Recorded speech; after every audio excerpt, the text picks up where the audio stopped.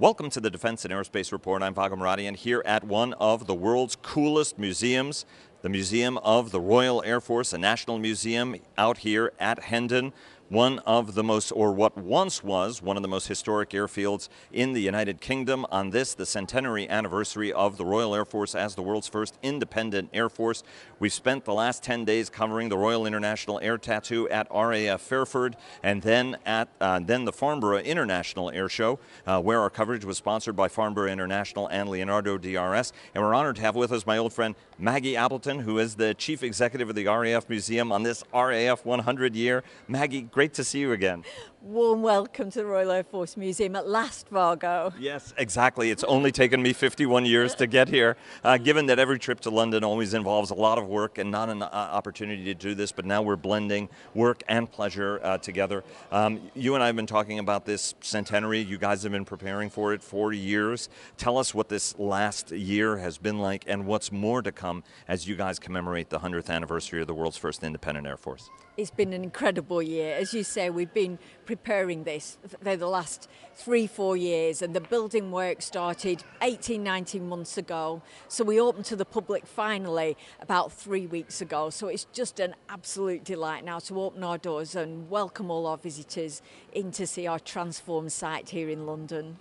It is extraordinary. There's so much to see here. I guarantee you that if you're an airplane person, every 5 feet you're going to be going, oh my God, they actually have a ferry battle here. So, you know, I've only seen pictures of it, but to see it in the flesh just makes you so sad for all the air crew that had to fly that airplane. We're under the Lancaster, very, very historic airplane, and you guys have so many historic airplanes here. But first I want to walk through the 100th anniversary exhibit that you guys have. Very powerful, focusing more on the extraordinary people that have made up the Royal Air Force in the last 100 years. And walk us through that exhibit, what you were trying to accomplish in there, because you've got trailblazers at every level. You have the founder of the Royal Air Force, a little exhibit set to Lord Trenchard, who set the 3 pillars and the principles of the Air Force. Talk to us a little bit about what that hall, the message you're trying to deliver there. So our introductory exhibition welcomes everybody to the Royal Air Force Museum. So many of our visitors don't have that back knowledge of the Royal Air Force or even a great interest in aviation, amazingly enough. So they are people coming to our museum for a great day out. So for us, that's a great opportunity to welcome people in. So we're telling the story in a way to engage people in the Royal Air Force, but through its incredible people. So we're telling the story over a whole 100 years in that introductory exhibition. And we're talking about actually how surprising it is that only 7% of the people who work for the Royal Air Force are pilots. So of course we've got engineers, we've also got cooks, we've got nurses, we've got doctors, we've got administrators, and we're telling that whole history of those people right back from 1918 to today. So we're covering a real sweep. We're talking about, of course, some of the amazing aircraft, the amazing inventions. They've all got one thing in common, and that's people. That's creative people, that's brave people, and we talk about the spirit and values of the Royal Air Force, because the common denominator of those people is that they are highly capable, they are highly creative and technical, but they all have this really interesting sense of humour and passion for what they do and care about what they do. So it is an incredible story that we've just been delighted to tell. You have a great cutout of Sir Stephen Hillier. He makes several cameo appearances. Chief of the Air Staff, Air Chief Marshal Sir Stephen Hillier, who we had an opportunity to talk to at Farnborough. He was very generous with his time. But let's start with Inayat Khan. She is an extraordinary heroine in World War II. You guys have a very, very interesting display about her life and her last mission, or her very important mission she was doing for the Special Operations Executive. Talk to us a little bit about her legacy and her importance. Noor Khan, as many people will know, Inayat Noor Khan, was an incredibly important woman in the Royal Air Force, and she was one of many, but for us she symbolises that spirit and values. So her family lived in France, they had UK connections, and just before, at the very start of the Second World War, her father really saw the writing on the wall and moved the family over to the UK. They were Sufi Muslims, so they were pacifists, but she joined the Royal Air Force because she wanted to fight Hitler's tyranny, as many others did. She was trained as a radio operator, but of course they soon found that having lived in France, she was bilingual, and she was soon drafted, just as you say, into the Special Operations Executive. So she was one of those amazing people who were flown into occupied France in a Lysander at dead of night, dropped into France. At that time, the life expectancy of a radio operator was 6 weeks. What a brave woman for doing that. She actually lived for 3 months, which was incredible. But her tragic end was at Dachau, where she was shot with the word liberty on her lips. And they found, amazingly, the pistol that she'd been issued with left at home in her flat in England. As a pacifist, she'd continued to live up to her values. We wanted to include a story because it represents so much of what the RAF is about. We thought we wanted to include it but didn't have an object, and as a museum it's always good to have one. About 7-8 months ago, one of our fabulous curators came into my office and said, "Look at this," and we've got the logbook of Bunny Rylands, who was the Lysander pilot who dropped her into France. So that story is very real, and we showed the logbook alongside her story. Quite amazing. It is, and she was awarded the George's Cross, one of the highest decorations that Britain could afford somebody for a combat action. Let's talk a little bit about the RAF 100 torch. Yep. Absolutely cool. You carried it through the museum. Yay! So the RAF torch was incredibly important. It really symbolises that whole 100 years, and it's important that we've got contemporary objects, of course, in our museum too. So the torch was designed and made by RAF apprentices, and it's symbolic of the RAF. And they had 2 torches. One was brought around the UK, and the other one flew all around the globe, representing the partnerships and international and global importance, of course, of the Royal Air Force. The one we have is the one that travelled around the UK. By land, it ran, it cycled, it was taken on dragon boats, it did the whole range of RAF sports, so it really reflected that too. And it ended up here at the museum, so our visitors can really enjoy looking at that. Again, another example of spirit and values of the Royal Air Force. And that's right, and you carried it through the museum. You ran it through the museum, so you got that too. So let's talk about Sparky. Sergeant Sparky McDougall, 19-year veteran of the Royal Air Force. A donkey. But one of the few donkeys that rated a salute from airmen of lower rank. Tell us a little bit about Sparky.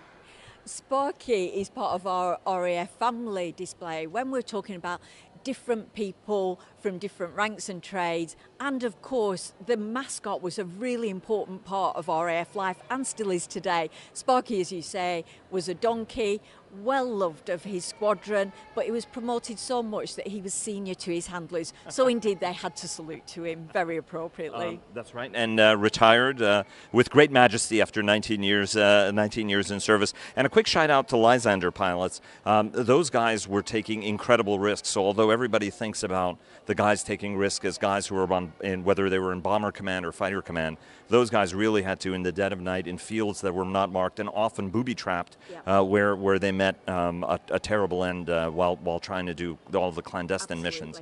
And of course, the Lysander could land on a very short runway in a field, and that was its fabulousness. We do have a Lysander in the collection that flew some of those people, not an Ayatkan, not that one unfortunately, but we do have a Lancaster that did that. It's actually under conservation at the moment in our wonderful conservation centre at Cosford in the West Midlands. So if any of your viewers are ever in the West Midlands in the UK, our museum in the West Midlands in Cosford is absolutely worth a visit too.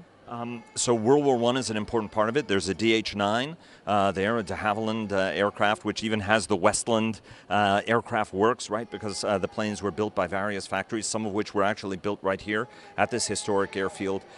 First, let's talk about the airfield and its incredible history. There's World War I history. You guys have an incredible World War I hall, but you also have such important World War II history here as well. Talk to us about the historic, the importance, the buildings, facilities of this incredible airfield that now is home to the museum, but is now encroached, I would say, all around by apartment blocks, office blocks, and some light industrial facilities. So we're really fortunate to actually be on a historic airfield. So Claude Crayon-White came and set up his flying school here right back in 1911, and then it was requisitioned and it made aircraft for the First World War. The first parachute jump happened from here, the first night flight, the first airmail, all happened from our amazing site. So, you know, those echoes of our ancient airfield heritage, we want to really draw out in our storytelling. In the Second World War, as you say, we had a really important part to play as well. By then, building was already happening all around us, so it was being much less used as an airfield, as an active airfield, but of course needs must. And during the Second World War, squadron was moved back here, and Hurricanes and Spitfires took off from here to defend London. So really important history the whole way through, and it's really important that we tell that.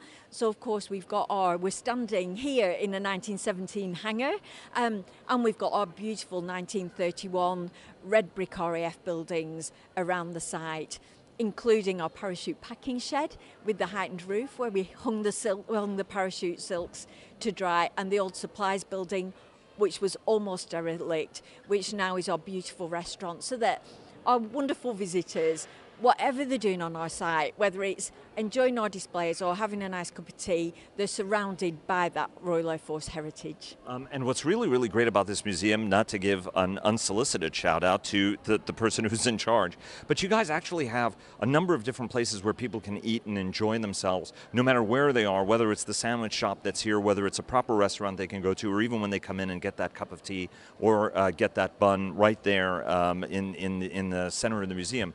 Very clever, Maggie. Very well done.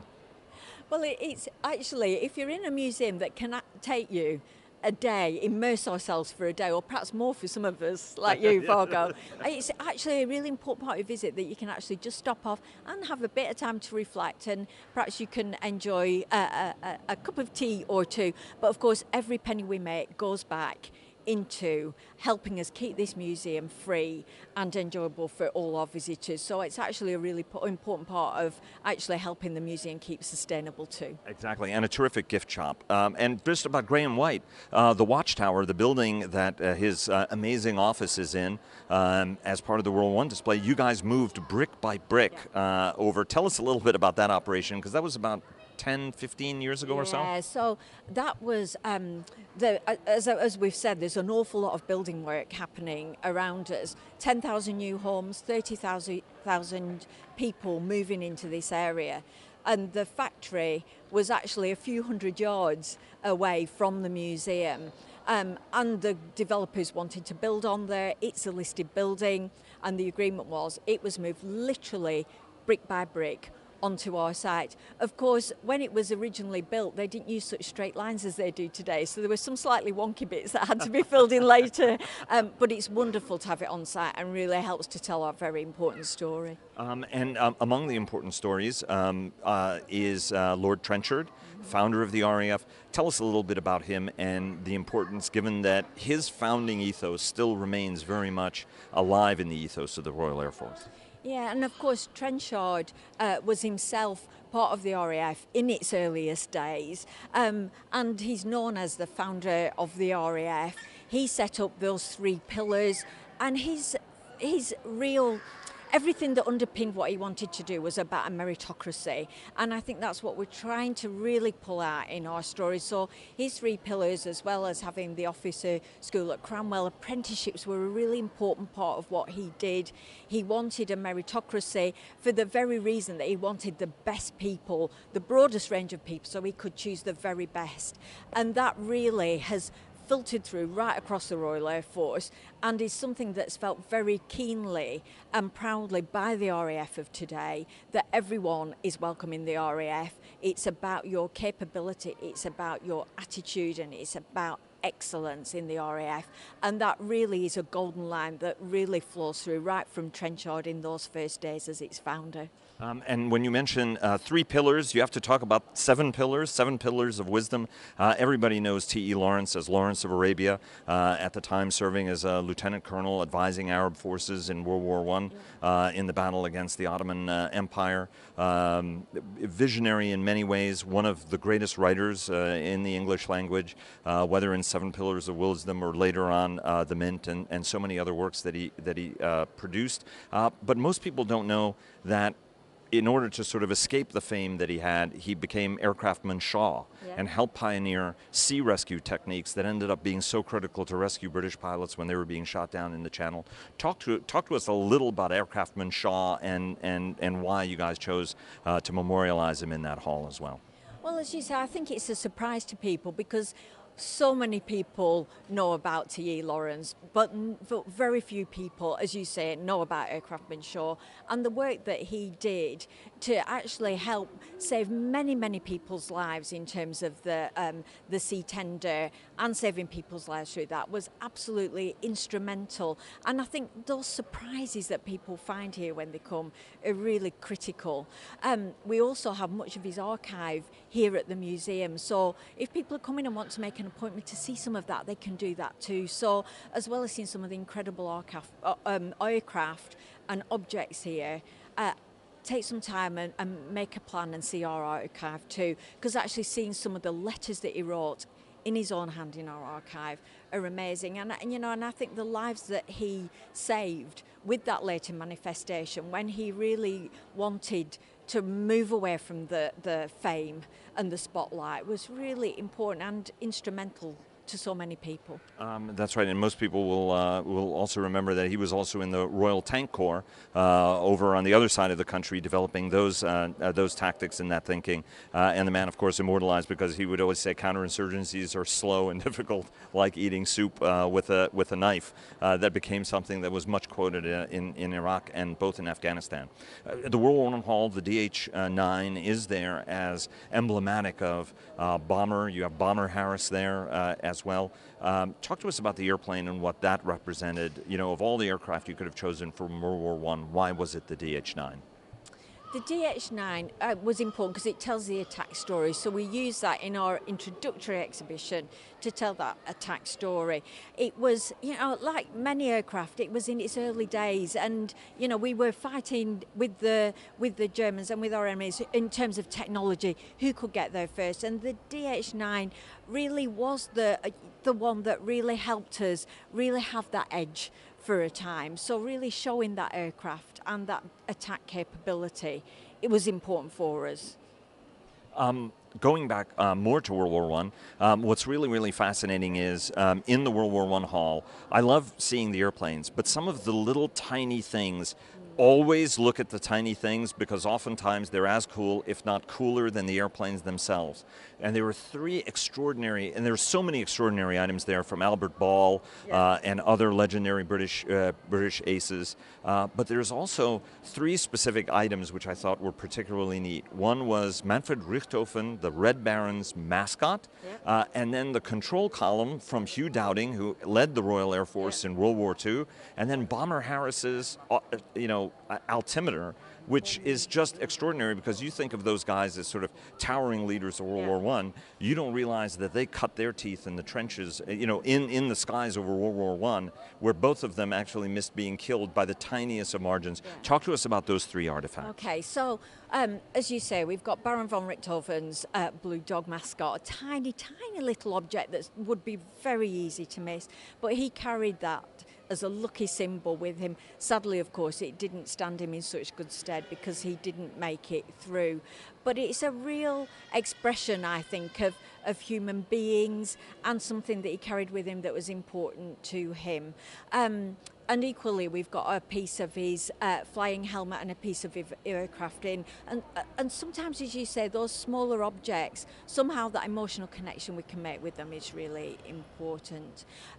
In terms of Dowding and his joystick, again, it's got a bullet hole through it, and we marvelled at the size of the hole in it. He did injure his hand when that was shot in the First World War. And as you say, it's one of those moments when we stand there and think, what if it had gone a few inches astray? And what if that had been the end of him? Would that have had an impact? Would that have made a difference in World War II following? It is those thoughts there. And the same with Bomber Harris and his altimeter. Again, he was shot too, and he survived. And how would that have been different? Who knows? Others may have come and stood up and done equally amazing things, but we just don't know. And I think really, it's summarised in our museum. We want people just sometimes to pause and reflect on these things and the frailty of human nature and some of the characters that have really made a very, very powerful difference. You can't look at the hall as you move past World War I. You guys have Spitfire, RAF Regiment, and then, of course, the rescue boat, which is part of that little cluster. Talk to us about the RAF Regiment, but also the very importance of having a Spitfire there. And we're going to talk about the Spitfire again, which is sitting right over there, that actually fought in the Battle of Britain. Well, we're really fortunate that we've got 11 Spitfires in the National Collection, and we hold the UK's National Collection, of course. So we've got the Spitfire 5 in our introductory exhibition, and that's helping in that introductory exhibition to tell the story of defence, as is our RAF Regiment collection.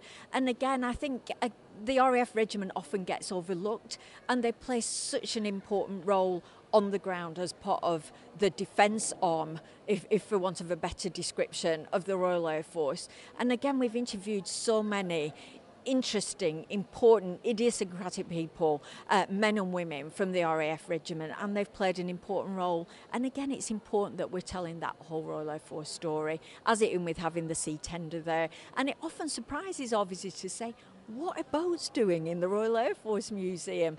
And that's why, the story is a much broader one than often people imagine. And you guys have, there are Polish representations there, there are World War II heroes that are commemorated there, but you also have Isla Holden there, who is also a record setter or historic in her own right. Tell us a little bit about her story, her unique and different story that you guys chose to memorialize in that hall as well. Well, Ayla's there as an amazing Sea-King pilot, and she's got the most fantastic stories of being a Sea-King pilot. She flew with His Royal Highness Prince William, so she can talk about that and how she had connections with him. She's also really, really important because she was the first pilot to change gender whilst being whilst serving in the Royal Air Force. So she also again tells a really important Royal Air Force story, spirit and the values. It's about the best people who will be supported as part of the Royal Air Force story. And then toward the end of the hall, you have the F-35 that's in the hall, as well as a reconnaissance satellite and a really, really engaging display on intelligence, surveillance, and reconnaissance, but also just an extraordinary table of wind tunnel models, some of which I've never seen for aircraft I didn't even know existed.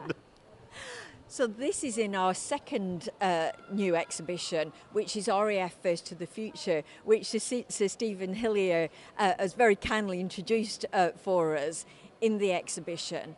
And there we are, really very much telling the story that the RAF is about cutting-edge technology. It's about forward-leaning, forward-thinking, moving into the future. And we've had so much support from the Royal Air Force to develop that exhibition, which we've developed as interactive, digital, really to reflect that whole technological innovation piece. So the intelligence and surveillance missions that even great gaming people like my 17-year-old son say still is a challenge for people that can do that. says me who can't. But actually, really importantly for us as a museum, in the same way that our archives really feed into our historical interpretations, our digital gaming interactions are very much informed by RAF men and women at RAF Waddington, for example, who check the storyboard, who helped us develop to make sure that they've also got integrity. So that's a really important part too. Our wind tunnel models that you mentioned have been in the museum cupboard in our wonderful store for some years and not come out. And of course, they tell a story of innovation across the RAF story. Some of them actually led to development of aircraft such as the Vulcan, and some of them actually people's imaginations were above what technology could achieve at the time, so they failed. So there are successes and failures there throughout those wind tunnel models. But we were delighted to get over 500 additional objects out of our stores to be able to share with people as part of this revigoration of the museum. And Maggie mentioned the Vulcan. You have about 3 inches of room between the probe and the wall in the far corner. So this museum is jam-packed with stuff. Let's talk about the Battle of Britain aircraft. Yeah. There are 4 aircraft in the center and sort of the crossroads of the halls. Talk to us about those 4 airplanes and their historic significance. And even I, as a student of the battle, and admired it and the heroism of pilots on both sides, but particularly on the British side that prevailed, helping save democracy, is a Italian Air Force CR-42 biplane, which in its day, it was one of the best biplanes in the world, arguably the best biplane of World War II, but by 1940 was a bit long in the tooth. Talk to us about, and there are kids running all over this place, by the way, so if you want to get emotionally supercharged, this is the place to be. Talk to us a little bit about those 4 airplanes and their special significance in the collection. Yeah, so we have in our collection an amazing collection of Second World War aircraft, including, of course, our amazing bomber collection, but our fighter collection as well, many of which represent types that were flown during the Battle of Britain. The Fighter 4 in our collection are very special. We show them together for the first time now, and those 4 actually flew in the Battle of Britain.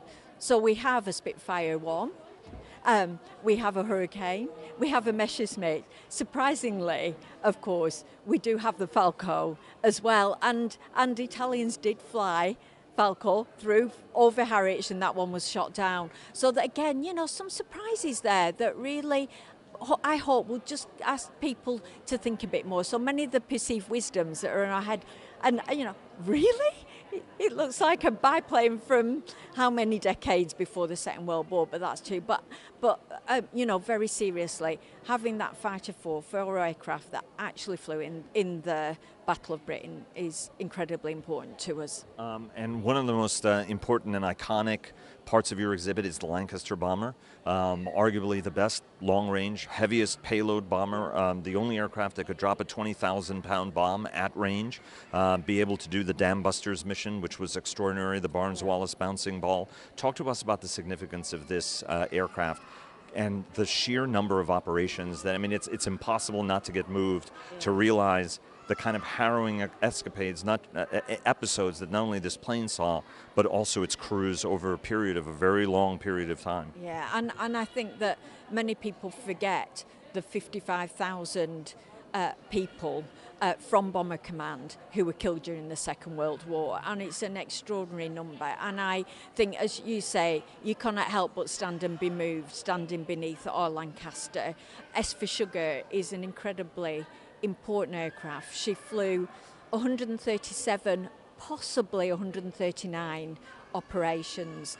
Now, it was felt to be, if a Lancaster flew over 100 without being shot down, that was an incredible achievement. S for Sugar flew 137 at least. The most, we think, was 139. So she flew the second most number of operations, and she has the bomb painted on her side to represent all of those missions, as well as the quote from Goering, of course, that we see on the side.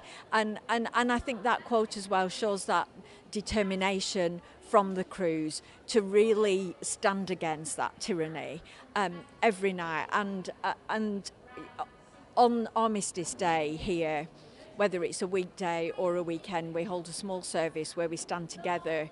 When we've got schools in, they sit under the Lancaster and we all reflect on that together. But I think it's a very powerful part of the story of the Royal Air Force, and it never ceases to move me standing beneath this aircraft. It is. I mean, you get goosebumps actually thinking about it, and the sacrifice. You know, when you talk about units and the sacrifice they made, it's impossible not to get choked up thinking of Bomber Command, because it was 55,000 lost.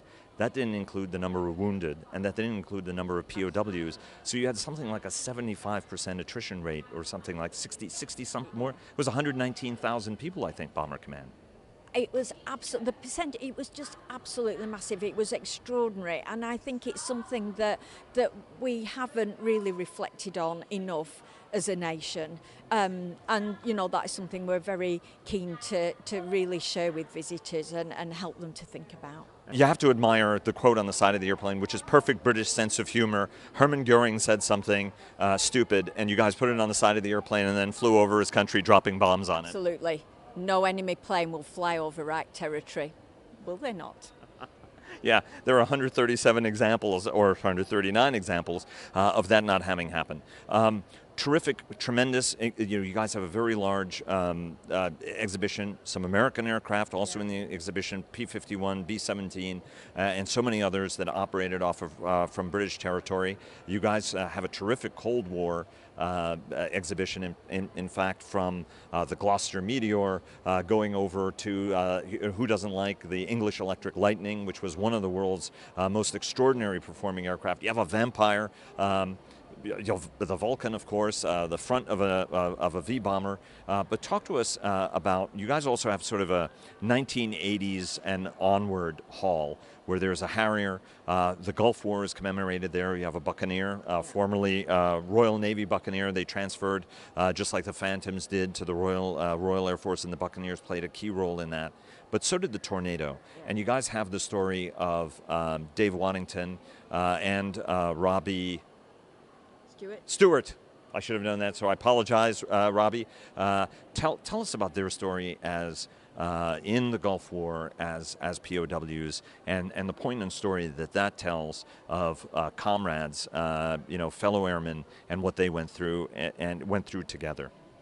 So I had the most amazing privilege of being introduced to the prisoners of war from Gulf War One by the incredible Charles Clarke, who was a prisoner of war at Stalag Luft 3 during the Second World War. He was there during the Great Escape and made the long march back. He introduced me to the Gulf War One prisoners of war, which was quite incredible.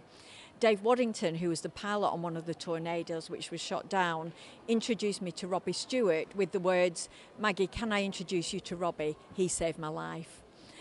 So when the Tornado was shot down, Dave became semi-unconscious. He could see his eject button but couldn't get to it, and Robbie pressed the dual eject button, which saved both of them.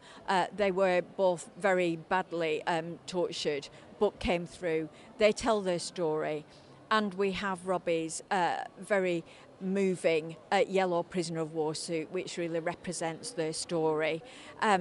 We've also tell the story there through, so you can, an important part of what we're doing is that you can actually listen to the words of the people themselves who were involved as well. So it's not us as curators telling the story, it was the men and women really who can tell the story from a very clear first person point of view. So we also have the story of their great friend, and we've been with all of them over the last few weeks.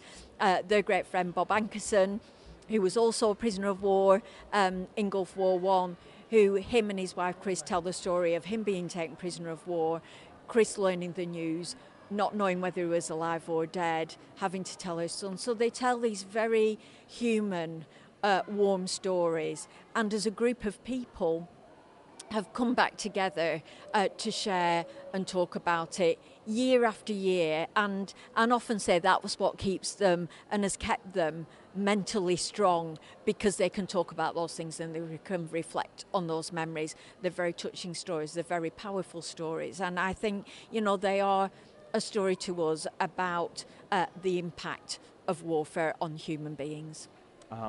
You guys are also preserving history as it gets pulled out of the ground or from under the water. You guys have a Halifax that was shot down.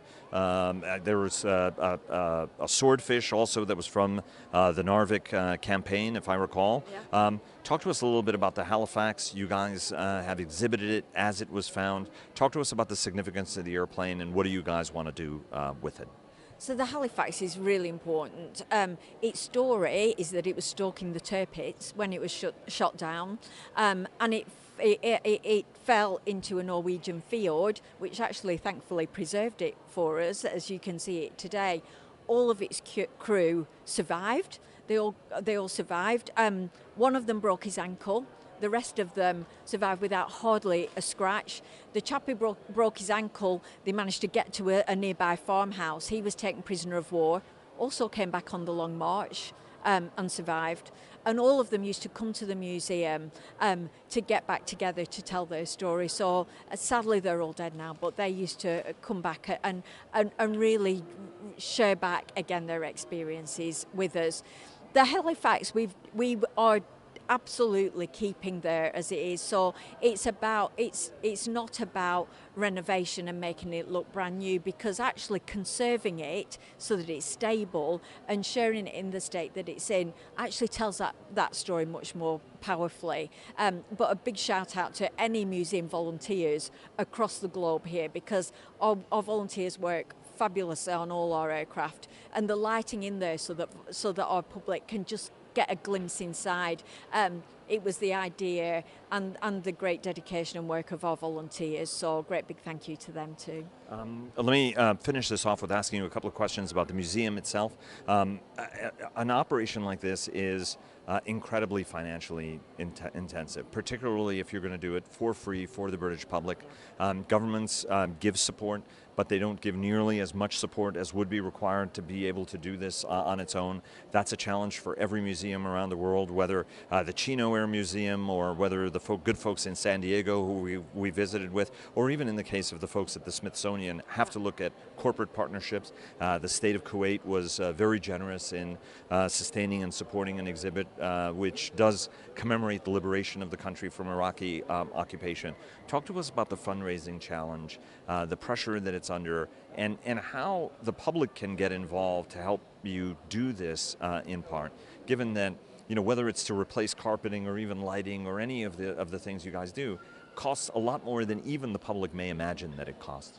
It does, and we're very fortunate that we're one of the UK's national museums, as you say, and we get government granting aid, investment to support us doing the work that we do, whilst being able to be free. That's about 70% of our ongoing funding every year. So all the rest we generate ourselves from the shop, from the cafe, from lovely corporate dinners under the Lancaster, which is a very moving experience. So it's really important that we do that.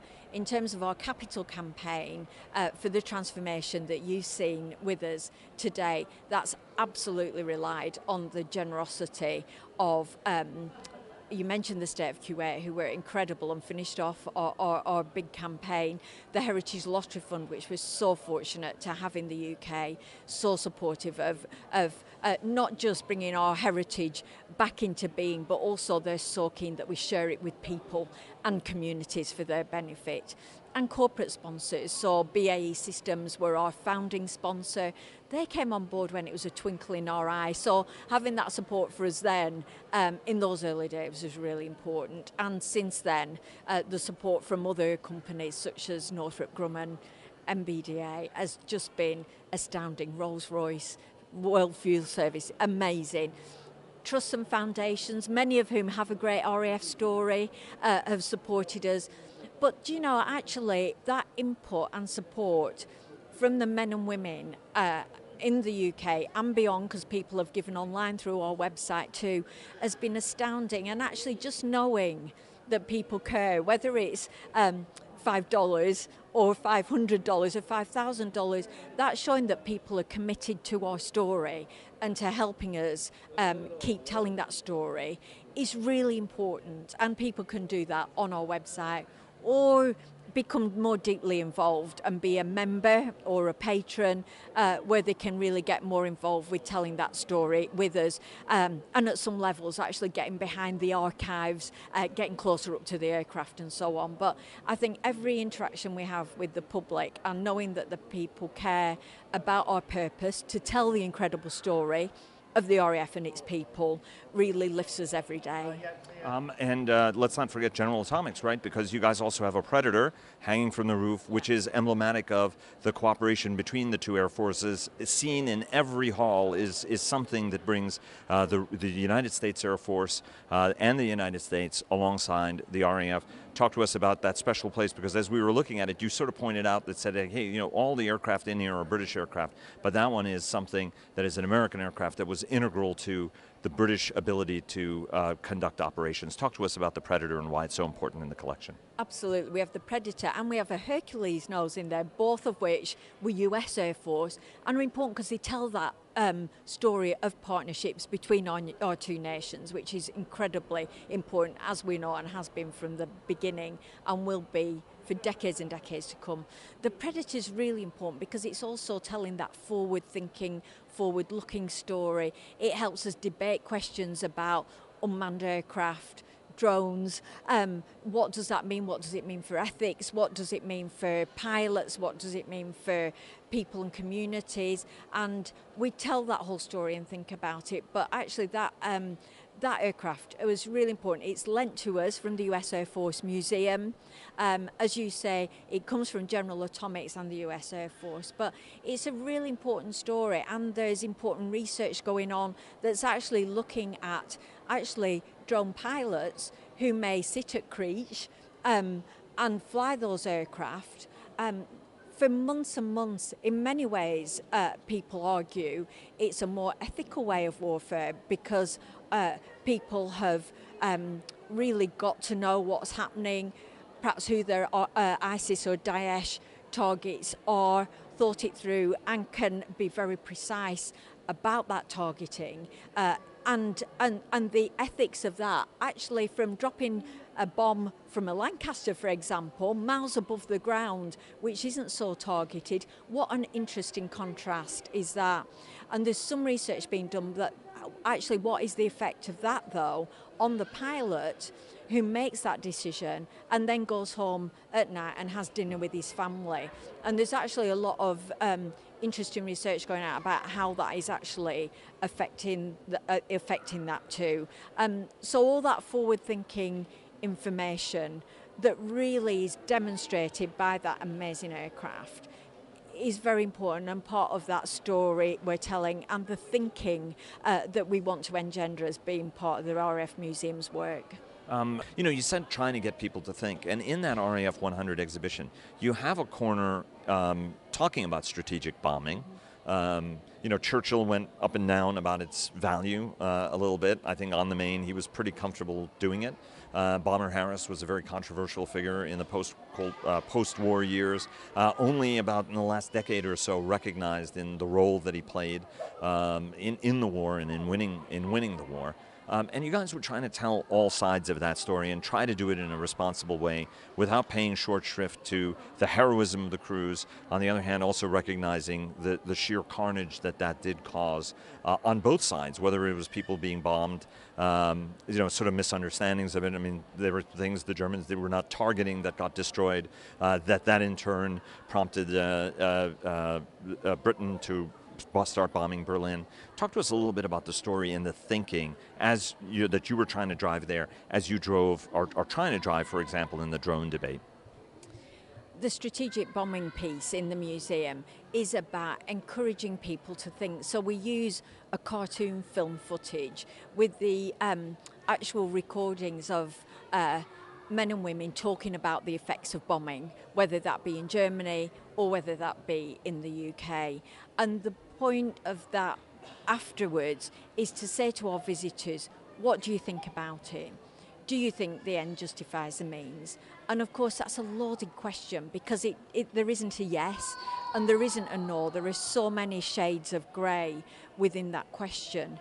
And that really reflects our role as a museum, because it isn't about saying, oh, this is how it happened and this was good or this was bad. For us as a museum, it's about telling the whole story and telling it powerfully through the people's eyes rather than with a curatorial, editorial hat on. So in our more recent displays, in the Age of Uncertainty 1980 onwards gallery we looked at, we do it through a media lens, because of course we don't have the historical reportage that with historians that have had that debate, so we do it through media instead. So the museum's real role there is to actually say to people, think about it, listen to those people's voices, find out about it, have a think about it, listen to the different historians, and what do you think? So it is about us really asking, as social historians, I guess, to the public, just encouraging a bit of thoughtfulness about those topics. And let's talk about invigorating a new generation. This place has been absolutely crawling with kids, some of whom have been scampering past just below camera level, although some of the taller ones have had presence of mind to go around. But part of this is to inspire, to educate the public, but inspire another generation. We've seen kids making airplanes, cooperating spinning wheels. We've seen adults doing things that probably their kids ought to be somewhat more focused on. At one point you said that there was a little helicopter trainer, and that Maggie's actually seen parents push their kids away and actually try to climb into this tiny little thing. Talk to us about how you inspire a new generation. You know, your sons, my sons, love technology, very, very comfortable with it, love playing a lot of video games, you know, and in some cases they may think the video game is cooler than spending a day with their parents, you know, making paper airplanes. But I think that you also see the spark that once they start doing it, they're really, really into it. Talk about the education mission, how you guys are working with schools, how you guys are working with national authorities and other museums to try to inspire, you know, educate and inspire another generation, whether it's to look at national service. You see so many stories of kids who started coming to these and then become air cadets and then end up going and becoming the chief of the air staff, for example. You know, talk to us about this whole ecosystem of, you know, you have the Tempest program that was just launched to inspire a new generation of engineering in sovereign UK aerospace and defense capabilities. There's a Tempest sitting right over there, so I give a shout out to that jet. Talk to us about, in the main, how you guys are working to try to tell the story and inspire future generations. Well, as you say, it's on so many different levels. So every man, woman and child coming into the museum, we want to inspire about that storytelling, and that's our job, to encourage them to you know, think about Whittle, have a go exploding our jet engine on our interactive display. We only use digital technology when it's about helping to understand something. It's not an end in itself. Sometimes a flap, something to climb in, can work just as well or even better. So for us, it's about our visitors that come in every day to our free museum, and actually by engaging in some of those interactives that we've talked about, or perhaps reading No Khan's story, it is about inspiring. And whether that's inspiring them to think about being an engineer or a pilot or join the RAF, that's really powerful stuff. And you know, it would be great to be able to do a longitudinal study to see how many people we can do that. Perhaps it's about a child, you know, seeing something in one of our cases and they think, oh, I think I did something about that in school, and then they go away and find out more. So there's sort of a, you know, a follow-on from it. We also, across both of our museums, welcome 60-odd thousand children a year with their schools. And one of our learning team, who you met earlier, then will take them through some amazing hands-on, sometimes messy, creative activities to, again, delve into engineering principles, physics principles, but also do history and art and design through our incredible collections. Interestingly, we also know that, you know, we want to encourage visitors into our museum from every social background, from every cultural background, and often we know that a lot of them come dragged by children who've been with the school. So they go home and then say, do you know what, I went to this museum and do you know what, it's free, come along. So they're great advocates for us. So yes, we want to grow more engineers, more pilots, more people that just have that curiosity that might actually make the difference to the UK. And we know that, like the US, we are short of those amazing people. So the more women and men we can inspire, the better. And last question, what's next? So you've had the 4 years of grind, fundraising, meticulous planning, whether participating in flyovers, moving some of your collection onto the Mall so that people can actually see it on this commemorative year. What's next? Because you're talking, have very, very more, big grand plans, Maggie. So tell us a little bit about what people can expect. Yes, and our team are still working on the centenary work, as well as the being there at Horse Guards. We're moving aircraft around the country to make sure it's a real UK-wide commemoration and celebration, the RF 101. But while we've been doing this amazing work at our London site, we've also been master planning the next 25 years for our Cosford site.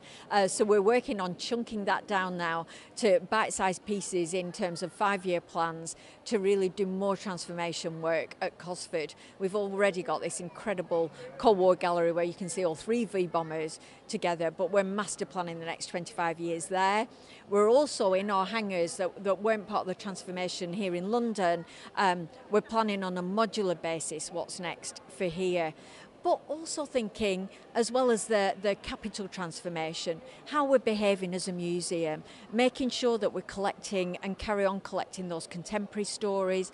I'd like to see us have more poets out in theatre with the Royal Air Force, more artists out in theatre, out more doing some active collecting, so that when there's something interesting, powerful, fun, or perhaps something that's reflective out there, because we know, all those different operations out there across the globe at the moment.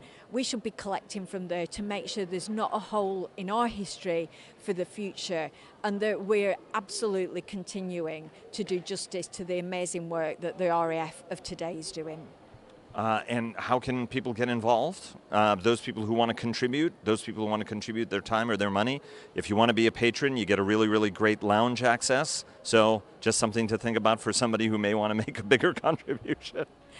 Come to our website, www.rafmuseum.com. Maggie Appleton, it's always a pleasure. Thank you so very, very much for hosting us today. It's been absolutely terrific, and look forward to coming back and spending an entire day here so that I can actually delve into the little details. Thank you so very much. Thank you, Vago.